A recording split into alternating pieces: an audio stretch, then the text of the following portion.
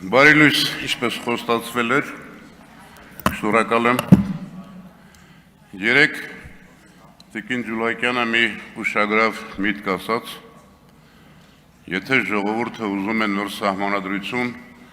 արդյոք պատգամավորները կարող են ընդդիմանալ։ Սա շատ հետաքրքիր ճանապարհային քարտեզ է, բայց այդ մասին առիթ դեռ կունենանք խոսելու։ Երեկ պարոն Արմեն Խաչատրյանը ներողություն խնդրելով ինձ խորհուրդ տվեց։ Պարոն Խաչատրյան, այս ընթացքում ես գուցե 100 եւ ավելի անգամ եղել եմ կալանավայրերում, շփվել եմ տասնյակ ու տասնյակ աշխատակիցների հետ, բոլորին շատ հարգում եմ, նրանք էլ ինձ են հարգում, շատ։ Խնդրում եմ ինձ խորհուրդ չտալ։ Տիկին Բաղդասարյան, նազելի, եթե հիշում եք, կամուրջ ես միշտ եմ եղել։ Հիմա թեման, որ կարծեմ ուղիղ առնչվում է այս պետաիրավական օրակարգին։ Նախորդ ելույթի ժամանակ խոստացել էի, անում եմ։ Իշխանության բնույթի մասին։ Մենք խորհրդարանական համակարգ ունեցող երկիր ենք արդեն 11 տարի։ Ինչ էր ժամանակին ենթադրվում, երբ կատարվում էր այս անցումը։ Մեջբերում եմ։ Կլինի միասնական գործադիր իշխանություն վարչապետի գլխավորությամբ, հանրապետության նախագահը կլինի վերկուսակցական անաչառ արբիտր,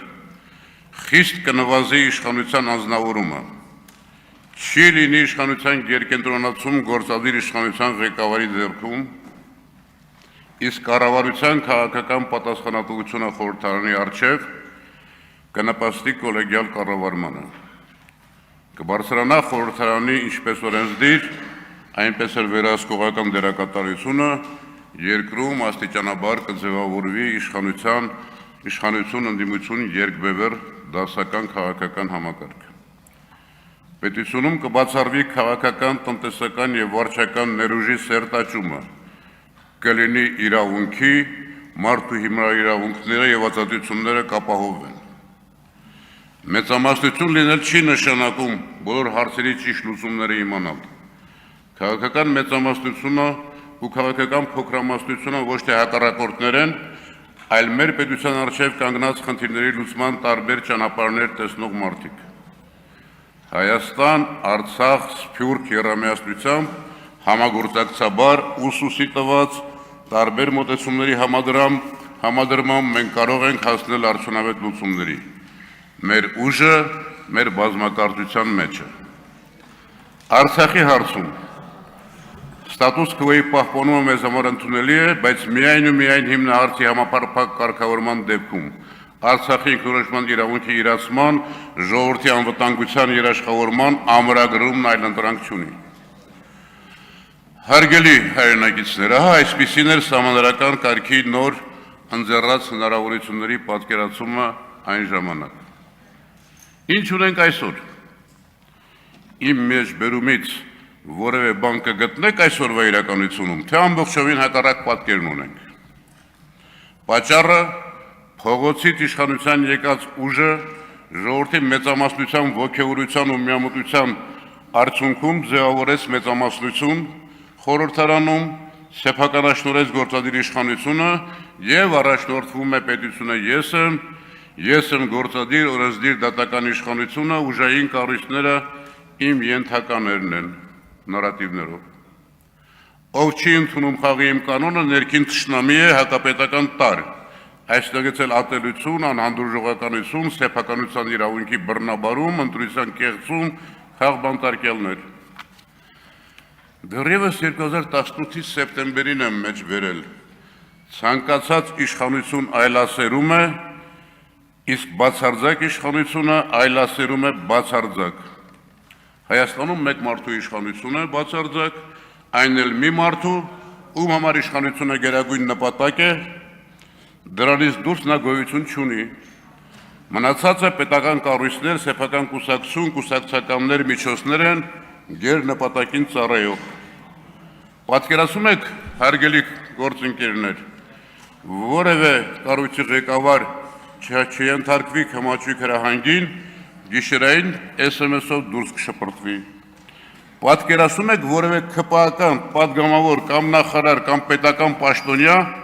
Փաշինյանին հակադրվի, նրա կարծիքին հակառակ տեսակետ հայտնի։ Սա ներքին կյանքում, նույնը արտաքին ճակատում։ Պատկերացնում եք հարգելի գործընկերներ, որևէ ԿՊԱ-ական կամ պետական պաշտոնյա մի կծու խոսք ասի Իլհամ Ալիևի հասցեին, այն Ալիևի, ով Նիկոլ Փաշինյանին բազմիցս վիրավորել է ամենածաղրալի որակումներով։ Հարգելի հայրենակիցներ,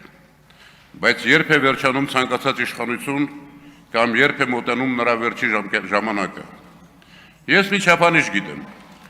երբ այդ իշխանության խոսքն ու գործը հայտարարածն ու իրականացրածը հակասում են միմյանց, որքան խորանում տեսանելի է դառնում հասարակությանում այդ անջրպետը, նույն արագությամբ վերջն է մոտենում։ Ասել սիրում եմ ձեզ ու ատելություն տարածել, ասել հպարտանում եմ ձեզանով ու մտքում ատել, ասել փառք նահատակներին ու հայրենիքի համար զոհվածների մայրերին քաշ տալ ասֆալտով, հայրերին բանտարկել, ասել ինքնիշխանություն, երբ օկուպացված ես, երբ Բաքվում պատանդներ են, ասել Արցախը Հայաստան է եւ վերջ, հետո ասել Արցախը Ադրբեջան է եւ բացականչական նշան, ասել ձեռքս կկտրեմ, բայց կտրել մի ամբողջ խմբակցություն, ասել Տիգրան Մուկուչյան, բայց դարձնել Վահագն Հովակիմյան։ Հիմա այս ընթացն է, հուսով եմ երկար չի տևելու, ոչինչ հավերժ չէ, բայց որն է մեր նպատակը։ Մեր նպատակն է, որ ժամանակի մեջ հարատևի մեր ժողովուրդը ու մեր անկախ պետականությունը։ Ահա թե ինչու